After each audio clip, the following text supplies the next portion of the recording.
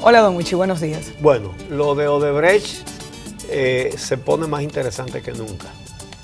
Algunos diarios han revelado detalles del expediente. Hay que decir que el expediente, respecto a los que están sometidos, está muy bien instrumentado. La falencia, el defecto que tiene el trabajo del Ministerio Público es que no están todos los que son.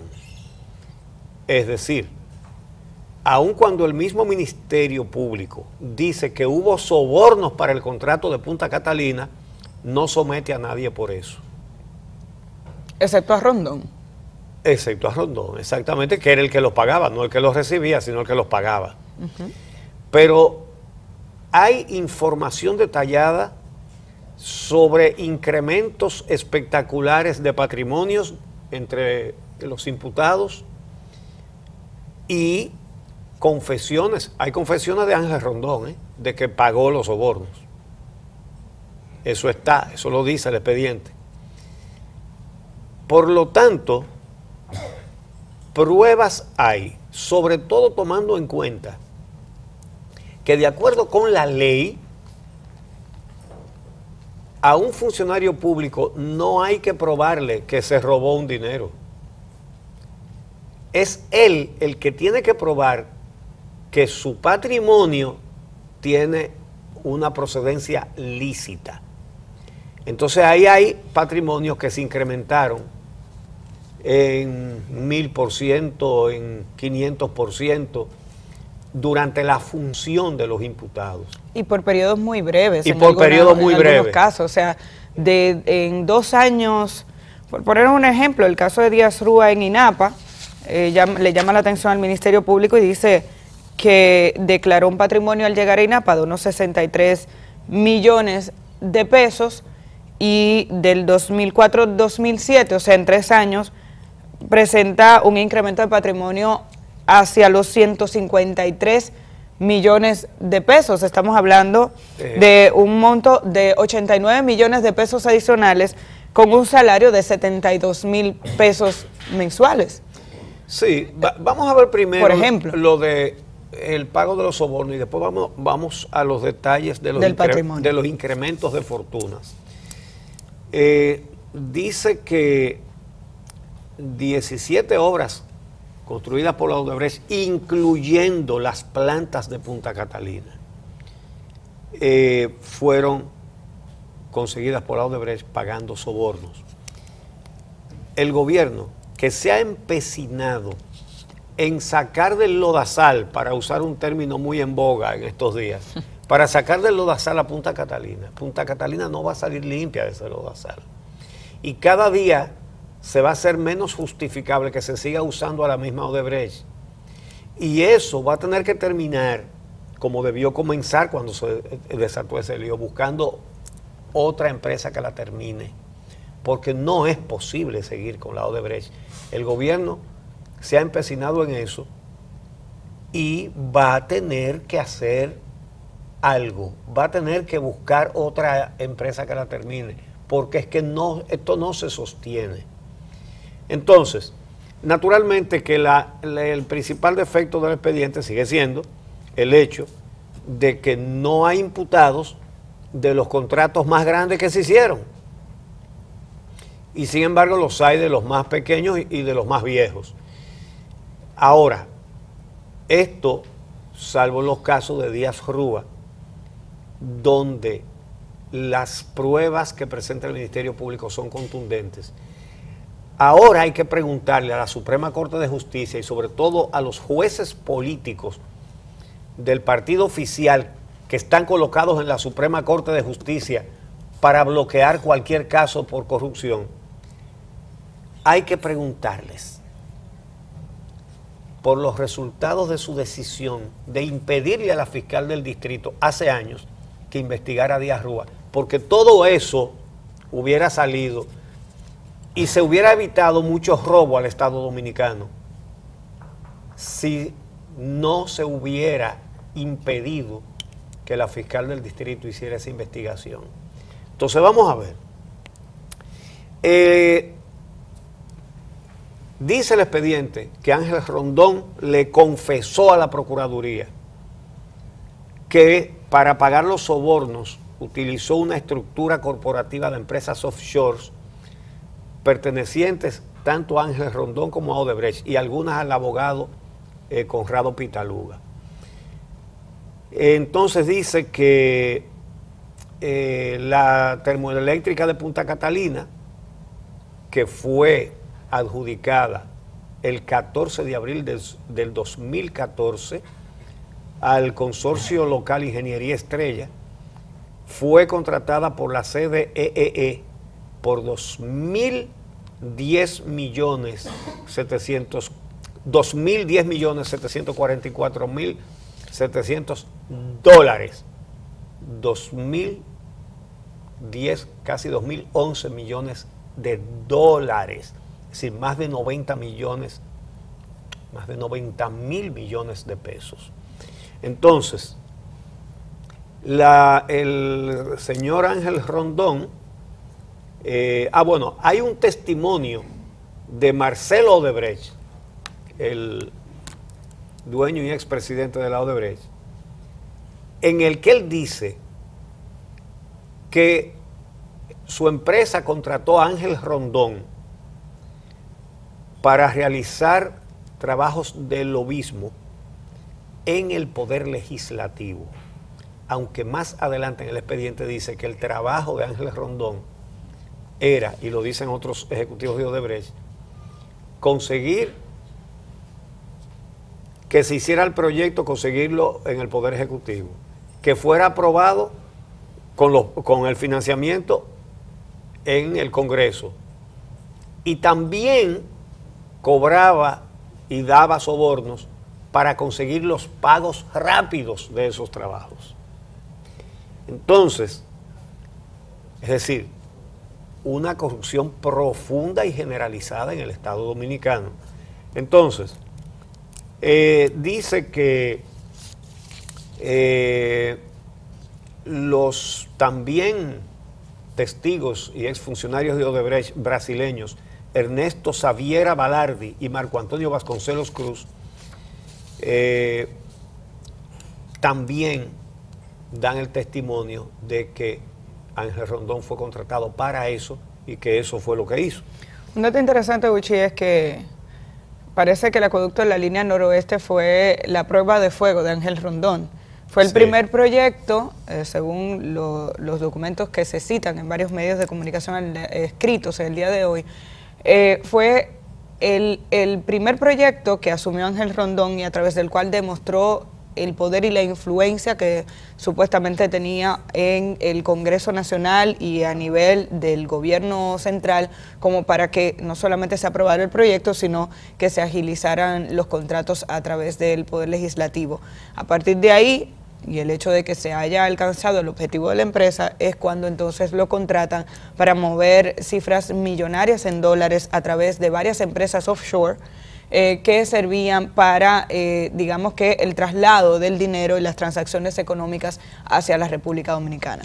Entonces, efectivamente, y por el hecho de que es el funcionario el que tiene que demostrar la procedencia lícita de sus bienes, y vista la contundencia de estas pruebas que tiene el Ministerio Público, no es difícil predecir que los abogados defensores de los imputados van a tratar de que nunca llegue el momento en una audiencia pública en que el juez le pregunte a cada imputado: mire, usted tiene todo este patrimonio, usted tenía tanto en tal año y tiene tanto ahora, explique de dónde sacó eso. Los abogados van a tratar de evitar que ese momento llegue. Ustedes verán maromas, patadas voladoras jurídicas y de todo para evitar que llegue el momento en que tengan que explicar esos patrimonios. Buen trabajo de la Procuraduría el haber levantado toda esa información y haberla confirmado, y haber confirmado con la DGI, con el registro de títulos y todas esas cosas. Entonces, dice que Rondón hacía los pagos colocándolos en cuentas a través de dos compañías suyas declaradas en la isla de Antigua, en el Main Bank de la isla de Antigua. Eso está al este de Puerto Rico. Entonces, dice que contó con el apoyo de la División de Operaciones Estructuradas, la Comisión de Sobornos, de la Odebrecht. Entonces, Rondón logró colocar sumas millonarias en el sistema bancario nacional también, a nombre de sus familiares más cercanos. Todo eso está detectado. Además, la Odebrecht dice que fue Rondón, eso ya se sabía, el que recibió los 92 millones de dólares para repartir los sobornos en la República Dominicana. La Procuraduría estableció que él movilizó entre 2007 y 2017 más de 844 millones de pesos y 80 millones de dólares. 80 millones de dólares. Dan el detalle de todas las obras de Odebrecht que fueron objeto de todos estos sobornos. Y entonces, para detallar los crecimientos de la fortuna. Pero antes de eso, las dos empresas utilizadas por Rondón para el intercambio y el traslado de esos fondos eran dos empresas, como dijimos, offshore. Eran Lasham Corp y Conamsa Internacional. Eran las dos empresas. ¿A quiénes utilizaba? Bueno, utilizaba a sus familiares, incluyendo una hija de Rondón que se ha podido detectar que... Amelia, desde hace rato. Incluyendo, bueno, una hija de Ángel Rondón que aparentemente en una sola transacción recibió un depósito de alrededor de 300 millones de pesos y hasta unos 14 millones de dólares en transacciones bancarias. Una mujer joven de unos 37 años de edad. Dice que se utilizaron a su hija Angelina, a Ángel Rafael, Ángel Daniel Rondón, un primo llamado Kelly Marius Rondón, como personas que se utilizaron para el traslado de ese dinero. Se le depositaba dinero en su cuenta y a partir de ahí se distribuían esos fondos según lo que consta en el documento presentado por el Ministerio Público ayer. Exactamente. Mira, los datos sobre los crecimientos de la fortuna de los imputados, vamos a darlo tú uno, yo otro, porque es tanto y yo no sé si vamos a tener tiempo. Vamos a comenzar por Víctor Díaz Rúa, director de INAPA del 2004 al 2007 y ministro de Obras Públicas del 2007 al 2012. Es decir, duró 8 años entre la dirección de INAPA y Obras Públicas. Dice la Procuraduría que hizo operaciones de instrumentos financieros en dólares por un valor equivalente a 415.174 pesos. En esos cargos, dice la Procuraduría, logró hacerse de un ostentoso patrimonio personal, familiar y societario, adquiriendo numerosos bienes, muebles e inmuebles, abriendo directa e indirectamente enormes cuentas bancarias nacionales e internacionales y sosteniendo un nivel de gasto muy superior al que le permitían sus ingresos por el salario de su gestión, que eran 75,000 pesos mensuales. Dice que al comenzar como director de INAPA en el 2004, en su declaración de bienes, declaró un patrimonio de 63 millones y medio de pesos. Ganaba 72.800 pesos. Eso fue en el 2004. 2 años después, en el 2006, ya declaraba un patrimonio neto de 153 millones y pico. Es decir, de 63 a 153 en 2 años. Como ministro de Obras Públicas en 2007, con ese salario que ya mencionaba de 75,000 pesos, en agosto del 2008 declaró un patrimonio ya de 414 millones 83 mil y tantos pesos. Un aumento de más de 120% en relación a lo que declaró 2 años antes. Señores, 120% en 2 años.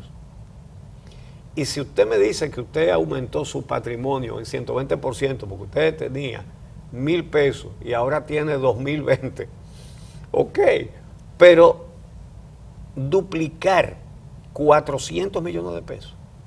Entonces, dice que entre 2007 y 2012 otorgó contratos a la Odebrecht por valor de 2.000 millones de dólares, 370.816. Es decir, casi 2.400 millones de dólares. Entonces, dice que el hecho de que incrementara su patrimonio en 89 millones y medio de pesos, ganando 75.000 mensuales, dice no soporta ningún análisis económico, ya que se trató de dinero ilícito, producto de los actos de corrupción cometidos por el imputado en perjuicio de las arcas del Estado y del pueblo dominicano. Entonces, además, dice que sus acciones arrastraron al abogado Conrado Pitalú Garceno, quien se prestaría a colocar recursos obtenidos por el sobornado en un contrato ficticio de representación legal en la construcción de la autopista del Coral, procediendo a introducirlo en el sistema financiero y de esa forma darle apariencia de legalidad, lo que constituye una red de lavado de activos, que es uno de los delitos más graves que se le imputan a estos funcionarios. El lavado de activos tiene penas hasta 20 años de prisión. Entonces, dice que Díaz Rúa le presentó el abogado Pitaluga a los ejecutivos de la Odebrecht como una persona de su confianza y además le dijo a la Odebrecht que debían contratar a Pitaluga y lo hicieron. Entonces, dice que Odebrecht realizó a favor de Conrado Pitaluga transferencias millonarias por un monto total de 6.629.080 dólares americanos. Sí, más de 6 millones y medio de dólares a través de compañías y bancos. Díaz Rúa realizó 13 operaciones sospechosas por un monto de 4.372.000 pesos entre 2006 y 2010. 4.000 millones. Además, es que estos números son tan largos, señores, que cualquiera se enreda. Realizó 100 transacciones en efectivo por un monto de 953 millones de pesos en el periodo 2005-2017. Señores, 953 millones de pesos. Del 2005 al 2017. Pero se le queda chiquito a los depósitos de Félix Bautista, que fueron 27.000 millones. Este llegó casi a 1.000 millones. Entonces, bueno, ahí entonces entran los demás. Bueno, Radamés Segura, según el documento presentado por el Ministerio Público, se le acusa de haber influido en la contratación de las adendas 4, 5 y 6 de la construcción de la planta de Pinalito y la hidroeléctrica de Palomino, que según los datos que tengo a mano, porque es mucha la información que circula en estos días, bueno, Pinalito se contrató en el año 2004 a la salida de Hipólito Mejía y fue ejecutada por Leonel Fernández, y Palomino comenzó en el año 2005. Son dos obras que estaban bajo la supervisión de la Corporación Dominicana de Empresas Eléctricas Estatales, institución de la que él fue vicepresidente ejecutivo. Según los datos, Radamés Segura, de él estoy hablando. Según los datos que presenta la Procuraduría General de la República, en su declaración jurada de bienes de octubre del año 2004, Radamés Segura dijo que tenía un patrimonio de unos 28 millones de pesos aproximadamente. Pero ya para su declaración jurada del año 2008, 4 años después, pasó a ser de 73 millones de pesos, lo que representa un aumento neto de patrimonio de unos 44.9 millones de pesos, equivalentes al 159%. Más que duplicó su riqueza o digamos que su patrimonio. Se detalla que solo en certificados financieros Radamés Segura declaró que pasó de poseer un certificado financiero de 3 millones en el año 2004 a 21 millones en el año 2008, teniendo un crecimiento neto de 18 millones de pesos en certificados financieros en ese periodo. Dice el Ministerio Público que es evidente que el imputado tuvo un crecimiento económico que es insostenible con relación al salario que devengaba como vicepresidente de la Corporación Dominicana de Empresas Eléctricas Estatales, porque ese aumento fue de un 159% en el caso del patrimonio de Radamés Segura. En el caso del senador Tommy Galán, y este es importante, acuérdense que lo pusieron a bailar también en el caso de los tucanos, dice que incumplió la ley de declaración de patrimonio del 2002 al 2006 cuando fue diputado, y dice que el hecho de no haber presentado declaración de bienes era parte de su plan de enriquecerse ilícitamente cometiendo conductas sancionables social y judicialmente. Dice que hizo su primera declaración de bienes el 19 de octubre del 2006 cuando se juramentó como senador. Había sido diputado antes. Que declaró un patrimonio neto de 19.3 millones de pesos. Y en noviembre del 2016 declaró 19.400. Es decir, según él, en 10 años, del 6 al 16, él tenía la misma cantidad de dinero, 19 millones de pesos. Entonces dice que el 1 de septiembre del 2016 presentó un inventario de propiedades que formaba un patrimonio neto de 31.7 millones. De manera que el aumento ascendió en la suma de 12 millones de pesos, un aumento patrimonial del 63%. Entonces, luego dice que Galán Grullón cometió el delito de falsedad en la declaración jurada el 16 de septiembre del 2016, ya que la Dirección General de Impuestos Internos le informó a la Procuraduría la existencia de varias compañías que no fueron declaradas por el imputado en su declaración de patrimonio, a pesar de estar obligado a eso. Esas compañías son Galán Grullón Seporá, donde tiene el 99.4% de las acciones, Galán Grullón qué sé yo qué, Sociedad Empresarial Americana, Corporación Mano Amiga, en fin. Entonces, dice que con todo lo anterior se demuestra la falsedad y el enriquecimiento ilícito, por lo que hay suficiente evidencia para vincular al imputado con los hechos planteados por el Ministerio Público. Un dato importante, Uchi, sobre Tommy Galán, según los documentos del Ministerio Público y los datos que publica hoy Diario Libre, hay que decir que hay que, digamos que felicitar el trabajo que se ha hecho en la prensa escrita en el día de hoy, porque hay enfoques diferentes sobre la información que se pudo obtener de la presentación de la solicitud de medida de coerción hecha por el Ministerio Público ayer, y digamos que hay diferentes ángulos relacionados con esta información en la prensa escrita del día de hoy. En este caso, refiriéndome a Tommy Galán, según lo que se indica en el documento, en su condición de presidente de la Comisión de Hacienda del Congreso del Senado, en el periodo 2006 al 2014, supuestamente recibió dinero de Ángel Rondón para viabilizar y movilizar en el Congreso y en esa comisión y en el Pleno del Senado la aprobación de los financiamientos del acueducto de Samaná, la autovía del Coral, el corredor Duarte, la carretera de Casabito, la carretera Río Jarabacoa y el corredor Duarte 2. Esos son todos los proyectos que vincula el Ministerio Público con Tommy Galán a la hora de supuestamente haber recibido dinero como por concepto de soborno, ¿no? Por parte de Ángel Rondón. Está el caso del senador Julio César Valentín, que fue presidente de la Cámara de Diputados, Ministerio Público también hace un llamado relacionado con el incremento de su patrimonio que considera no está justificado por el nivel de ingreso de Valentín. Indica que para el año 98 al 2002 él declaró un patrimonio neto de 1.2 millones de pesos, por lo que entiende que los bienes que ha obtenido de ahí en adelante no se corresponden con sus ingresos generales.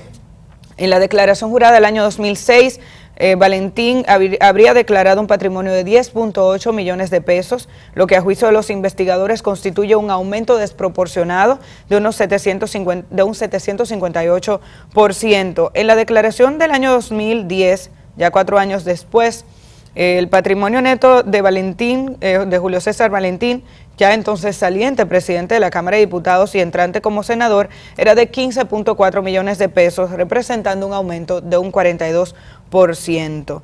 Indica el expediente que en la declaración jurada de bienes hecha el 15 de septiembre del año pasado, el senador Julio César Valentín declaró un patrimonio de 49.9 millones con un aumento neto entre el 2010 y el 2016 de 34.5 millones de pesos.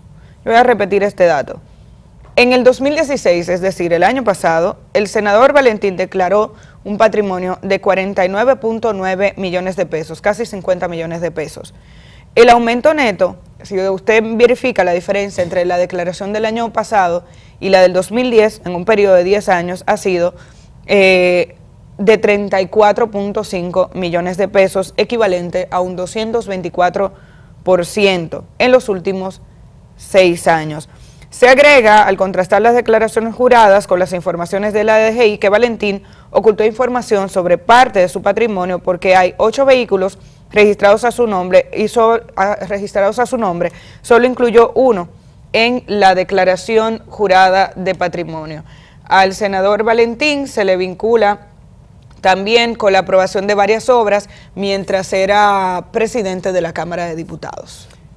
En el caso de Temístocles Montaz, el único ministro actual, ¿verdad?, que está en el grupo, dice la Procuraduría que como secretario de Economía, Planificación y Desarrollo, en el 2008 declaró un patrimonio de 4.950.000 pesos.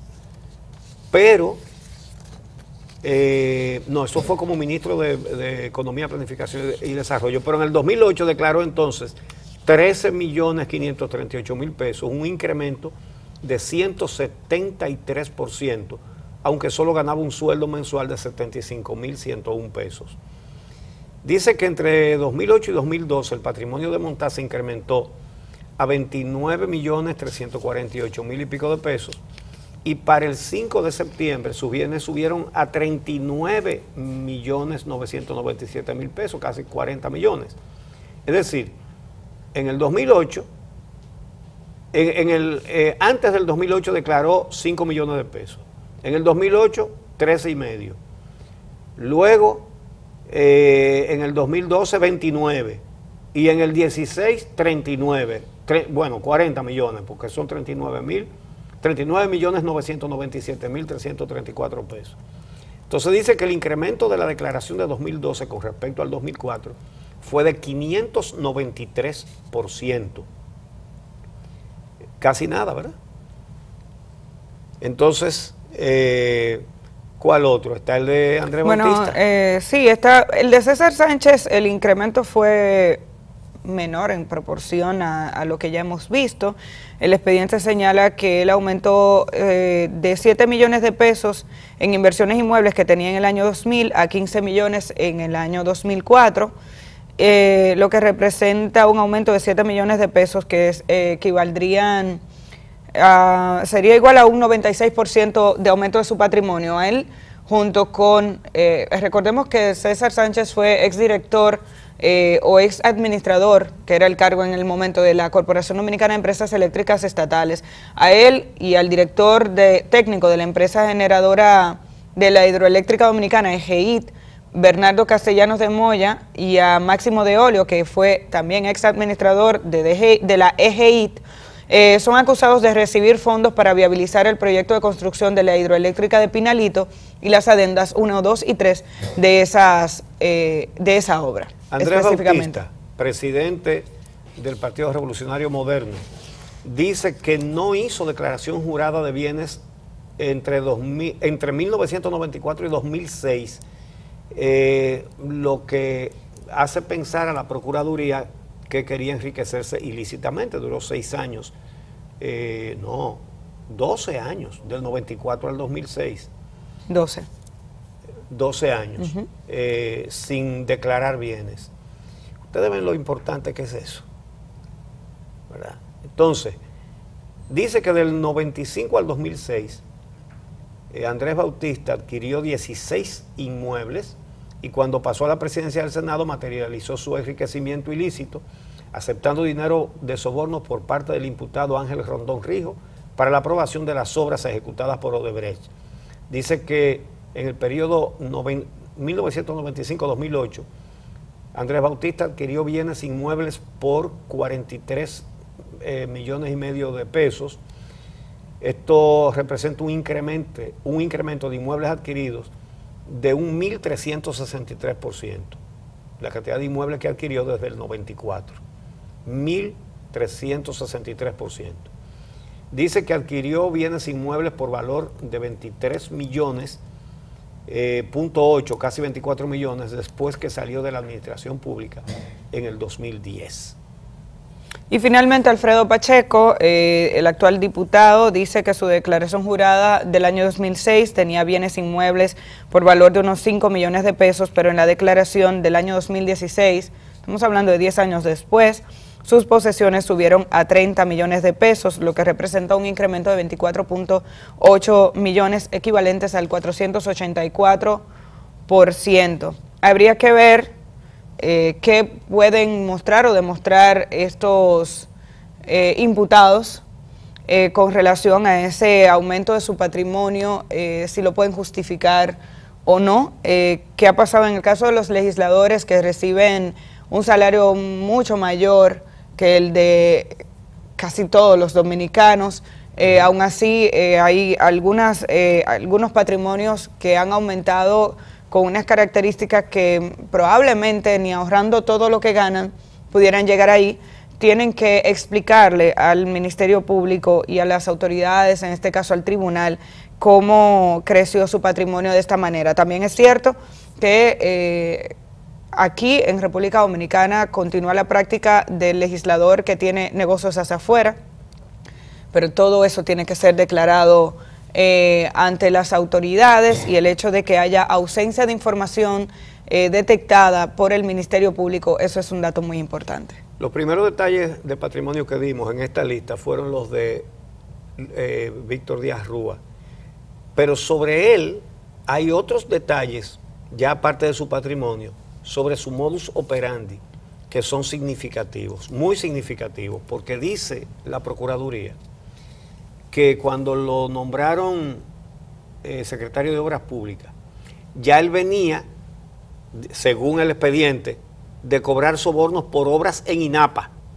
Cuando pasa a Obras Públicas, dice que identificó el proyecto Higüey Verón para que lo desarrollara la Odebrecht, dice, por la experiencia positiva que había tenido en INAPA, donde obtuvo grandes sumas de dinero como resultado de sobornos recibidos por parte de Ángel Rondón. Entonces dice que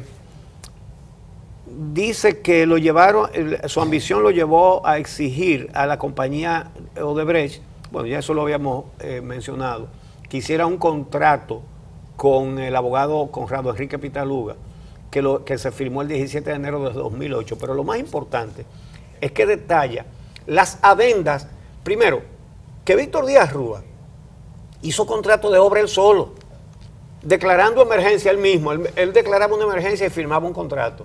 Pero además, las adendas que le agregó a contratos de obras públicas para aumentar el dinero que iba a pagar el Estado por ellas y quedarse con el soborno.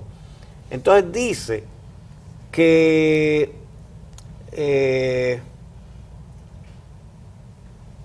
dice que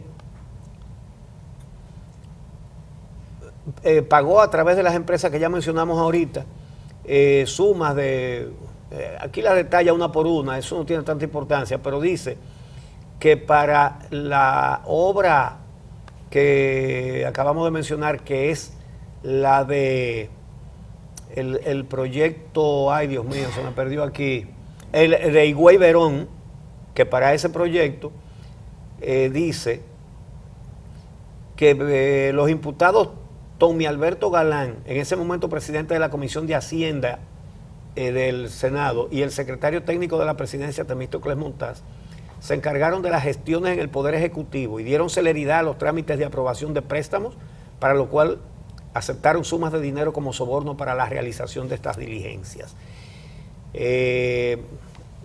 Incluye testimonios de brasileños, pero lo más importante es este punto. Dice: se hizo costumbre la violación a la Constitución y las leyes en la gestión del acusado Víctor Díaz Rúa, lo cual ocurrió también en la construcción de la carretera El Río Jarabacoa, que hemos mencionado aquí, que es una carreterita de Cuquicá, y costaron 155 millones de dólares cada kilómetro. Entonces dice que en esa carretera fue declarada de urgencia por el mismo imputado el 10 de agosto del 2010 mediante una resolución que tiene su número ahí, violentando la ley 340-06 sobre compras y contrataciones. Y dice que luego de declarar la obra de urgencia para evadir el procedimiento establecido en la ley, entonces procedió a firmar el contrato él mismo para la construcción de la carretera por un monto de 71 millones y medio de dólares. Luego de agotada la formalidad de la contratación, Ángel Rondón gestionó el financiamiento con Temístocles Montaz, quien formaba parte de la supuesta asociación criminal formada para defalcar al Estado, según la declaración del brasileño Marco Antonio Vasconcelos. Y ahí da detalle de varias adendas más que hizo. A esta le vamos a agregar tanto, a esta tanto. Y esas son las sobrevaluaciones que están ya en el papel, que no hay ni siquiera que averiguar in situ. Ahora, cuando se averigüe in situ y se hagan las auditorías de las obras, ahí es que va a salir dinero robado al Estado Dominicano. Y uno tiene que preguntarse si, aprendido este modus operandi, solamente se ejecutó con las obras de Odebrecht. De entrada, yo creo que tenemos que preguntarnos eso. Y segundo, es evidente que cuando el mismo Ministerio Público vincula el tema del soborno a la planta de Punta Catalina, aquí falta gente. Vamos a hacer una pausa y cuando regresemos tenemos más informaciones para ustedes. Hoy tendremos a Laura Costa Lora, abogada, con nosotros para darle seguimiento al proceso judicial del caso Odebrecht. Así que tenemos más del contenido del día en breve.